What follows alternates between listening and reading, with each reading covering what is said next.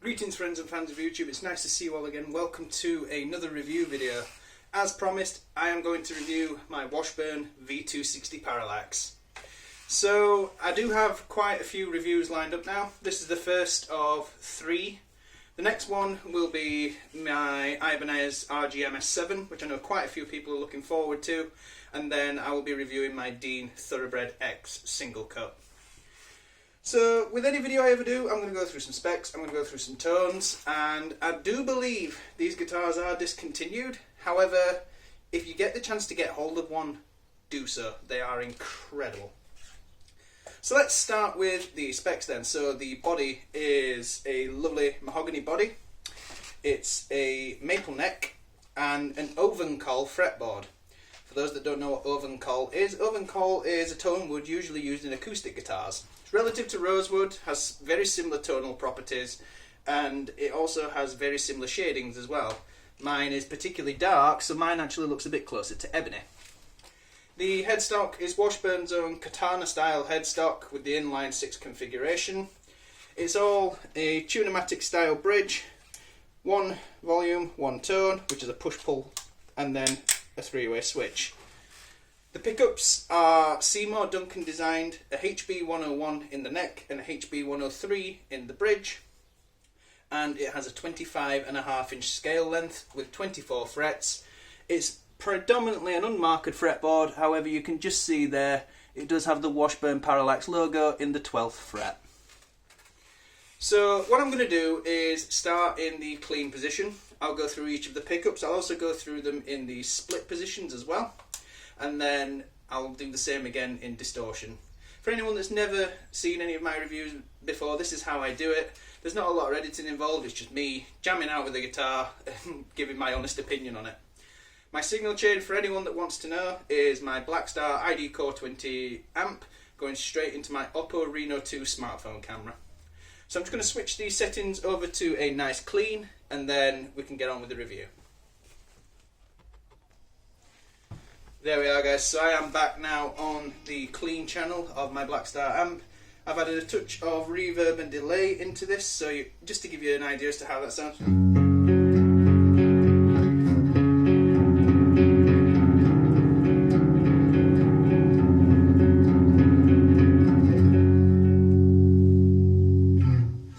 It's lovely and warm, and it's that lovely sort of ambient tone that I really like to play with. I do want to apologise for any background noise that you might hear. As you can appreciate, in the UK at the moment it is incredibly hot. It's currently, I believe, about 24 degrees, and I have to have my windows open because I live in an attic and it gets really warm. So I'll start then in the neck position on full humbucker. Here we go.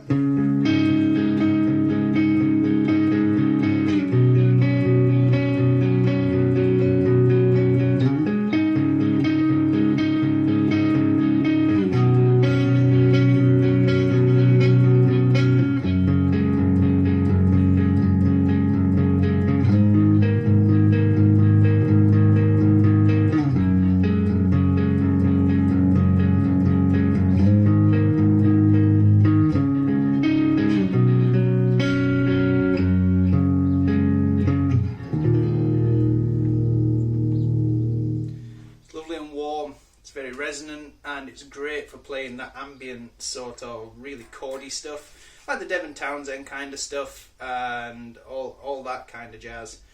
As anyone knows, I really love Flying V guitars.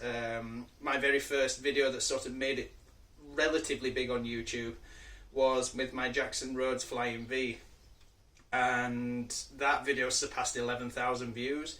If you're one of the people that's done that, thank you. But I haven't had another Flying V since, so when I found out that Washburn were having a sale on these, I had to have one. And the reason being is a friend of mine had the Washburn Solar Flying V, the Ola England signature, and I tried it and played it, and I really wanted one. I just want to point out as well, this has a recessed input jack in the wing, which is really, really handy for live playing, and obviously for keeping the wire stable there. So, I'm just going to give you a lead sound comparison now on the neck there.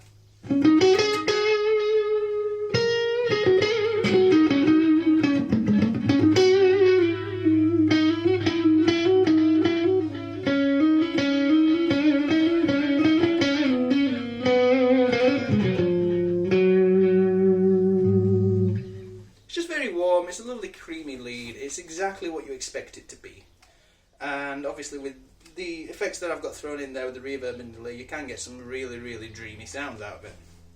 So what I'm going to do now is I'm going to coil split the pickup. So that's now on. And here we go again.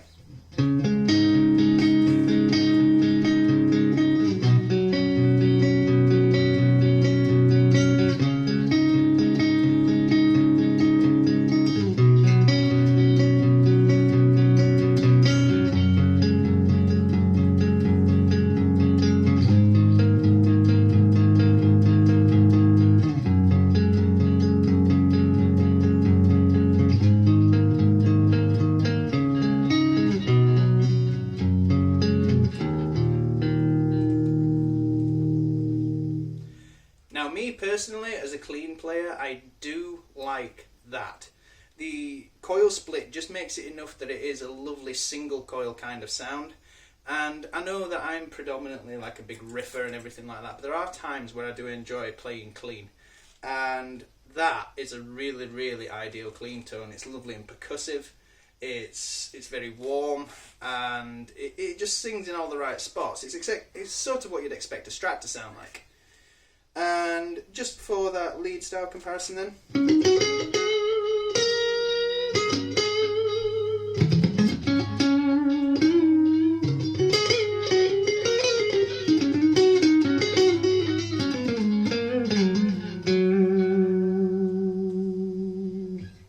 Again, very stratty, very spanky in the treble, and great for obviously just that general really like honky kind of lead. You'll hear better when it's distorted where that really comes into focus. So now I'm going to go to the two pickups split, so it'll be one of the coils on the HB101 and one of the coils on the HB103. Here we go.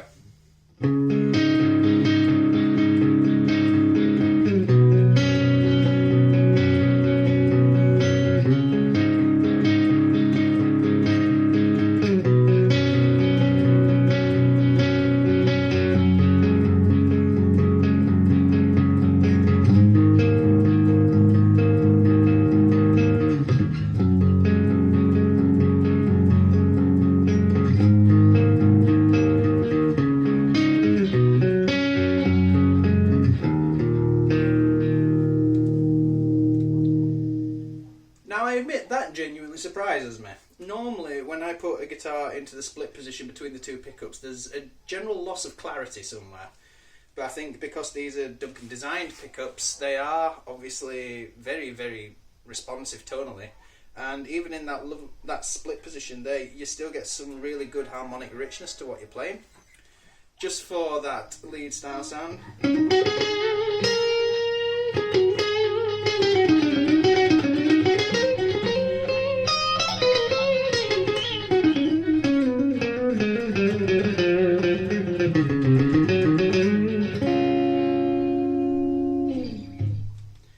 It does seem to favour the treble end a bit more. But again, it's not an unusable tone, which I really like. Like with some guitars, the stock pickups can be very, very unusable in particular positions, and I don't get that with this.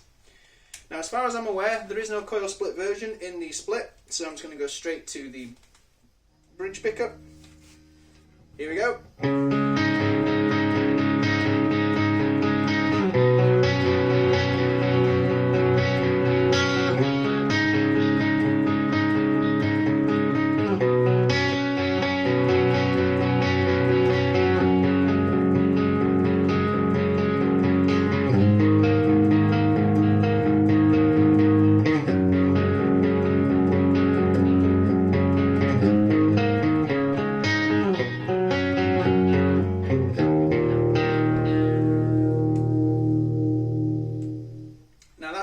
first pickup where you start to hear some of the gain come through. It's not a completely clean pickup. It's a lot more boosted in the mids and the treble, and it really does push that slightly driven sound. And just for the lead sound,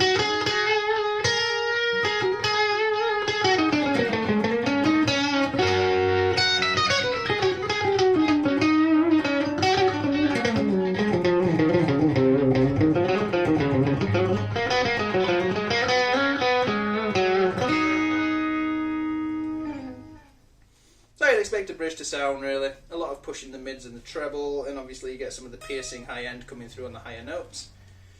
So the next position then is the bridge pickup split. Here we go.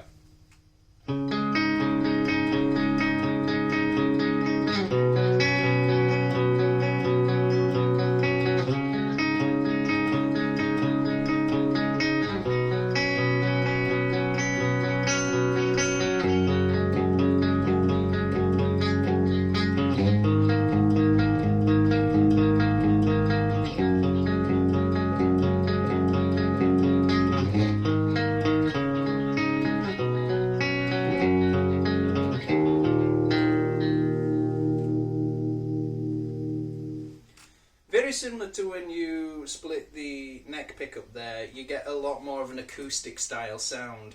It's a very, very resonant tone, and again, one that I would probably use. It might come in handy for playing live, actually, for playing the open clean passages on live, because then all that can happen is I can just pop the pickup back in and go straight into my distorted channel and get all of the tones that I would need to play through a song that has both clean and heavy parts. And just for that sound comparison again.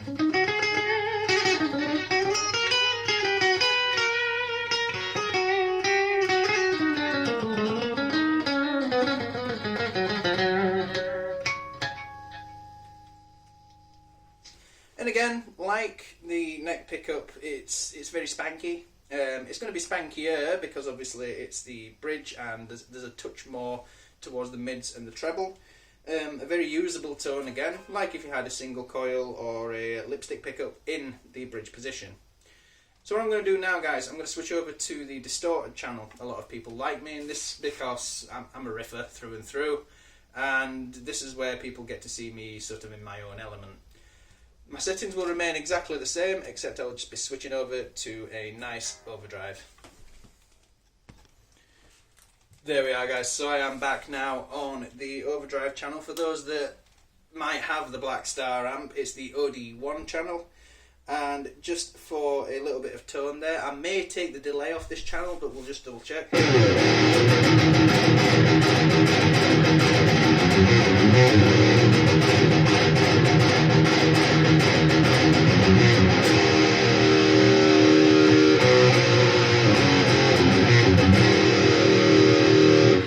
Take the delay out. Let's try again without the delay.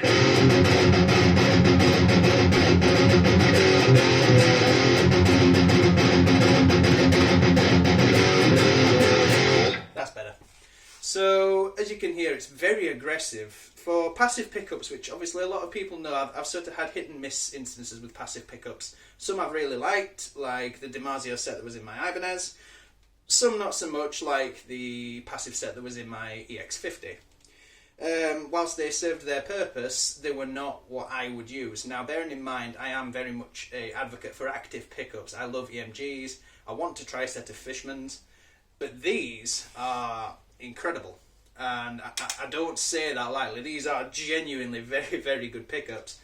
And not a set that I'm likely to change out anytime soon. Obviously, using this guitar live, there might just be a little bit of EQ adjustment, but it would make a more than substantial first axe for gigging with, or as a backup to my EMG loaded ESP Viper. So I'm going to start again in that neck position. Now obviously, because the channel's more distorted, there's going to be a bit of riffing here and there, and I just want to give you an idea really as to how everything sounds. So here we go.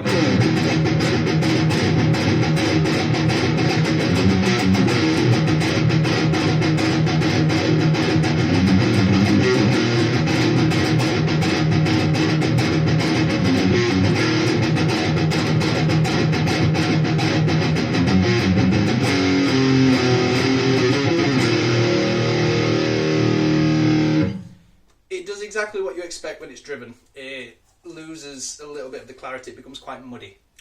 And you would expect that, and that's normal, that's perfectly fine, that's exactly how I expect it to sound. You do still get some of the pick attack come through and the aggression come through in the technique, but other than that, it is just a very nice bridge sound. Where it comes into its element though is the lead.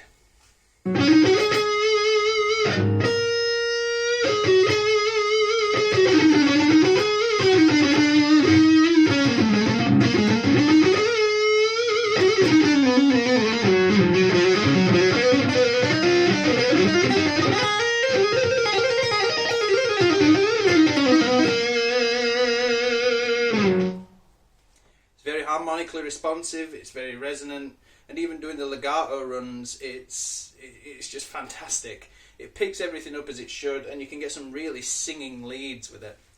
So what I'm going to do now, as I did before, is split the pickup and go again. Here we go.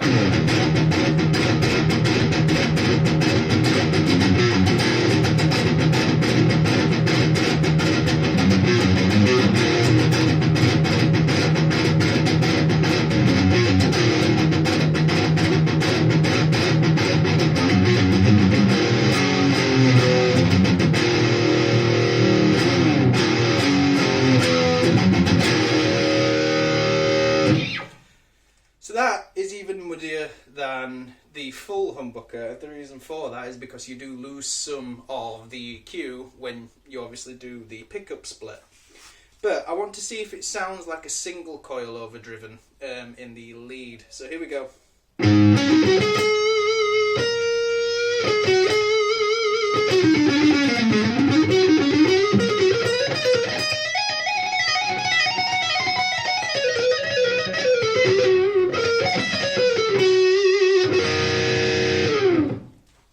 That's not too bad, that's usable. Again, it sounds like a lipstick or a single coil pickup, it doesn't sound like a stacked humbucker or anything like that. It's just very, very honky and usable. Great for if you're sort of playing like an old rock and roll style band, or if you just really want some leads with some punch. So again, I'm going to go to the split position now, which is the 2 pickup split. Here we go.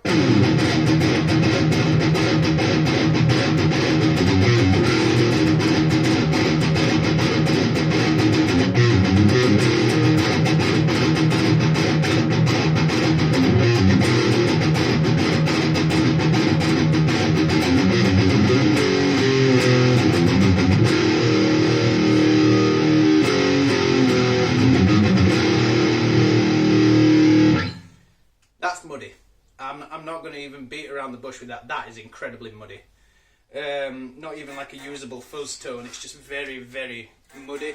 Granted, you've still got all the pick attack that comes through and the clarity of the pick, but other than that, that's not a tone I'd use. And here we go for the lead sound.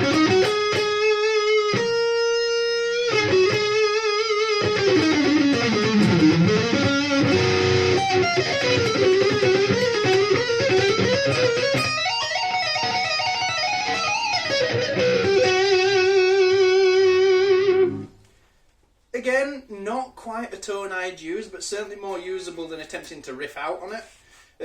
There are some singing elements coming through there because of obviously the shift towards the mids and the treble, but other than that, I don't really use the mid position. I don't even use the mid position when I'm doing acoustic tapping stuff. As you'll find out when I review my RGM S7, there's a position that I've been exploring with since watching a video of Angel Vivaldi. He uses position 2 on a 5-way selector, and that is the neck pickup wired in parallel, and that is incredibly percussive and really, really good for the tapping sort of stuff that I do. But again, even in the split position here on this, it's not a tone I'd use. And now we finally come to the bridge pickup, which is the pickup everyone likes to see me use. It's the pickup I enjoy because it's the one I riff out on and it sounds like riffing. So I am going to riff out. I may play some Metallica like I did in the intro. Obviously I'll just try to keep it as low as possible so that YouTube doesn't obviously pull me for copyright. But here we go.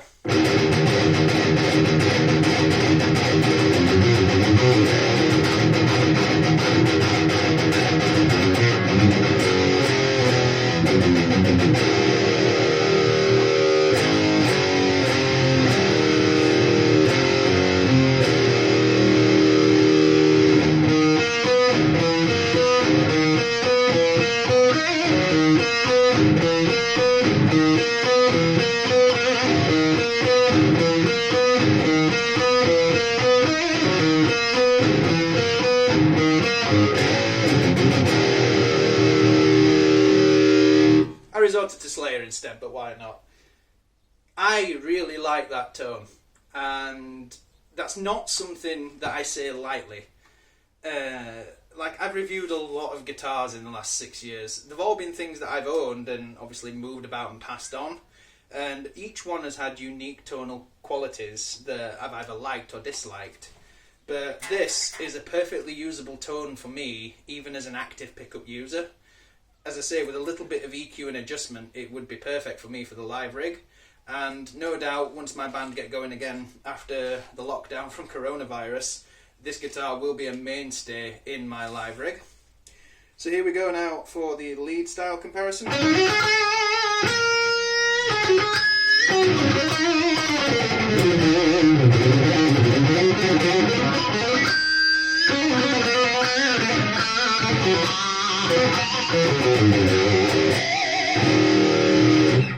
It's squealy, and I like that. I mean, the EMG set I have is a Zakk Wylde set, which is a boosted 8185 set, and that is very squealy. But this is just a Seymour Duncan designed pickup set is incredibly squealy. It's really, really harmonically versatile. I mean, it's just incredible.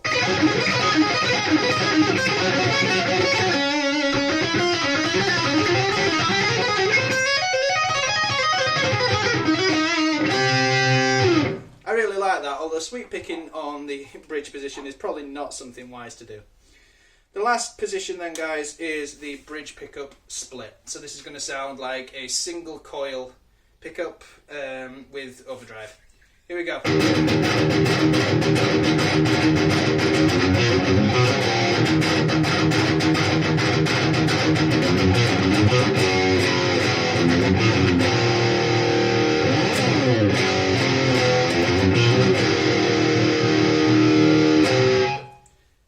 Again, not a tone I'd use. It's not got enough balls.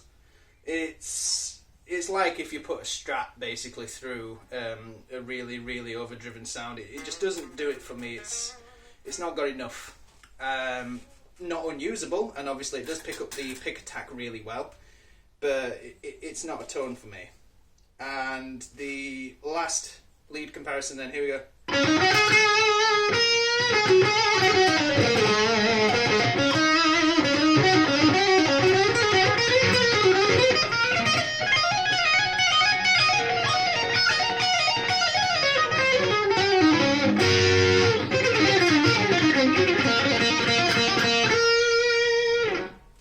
I could feel myself losing note clarity in there.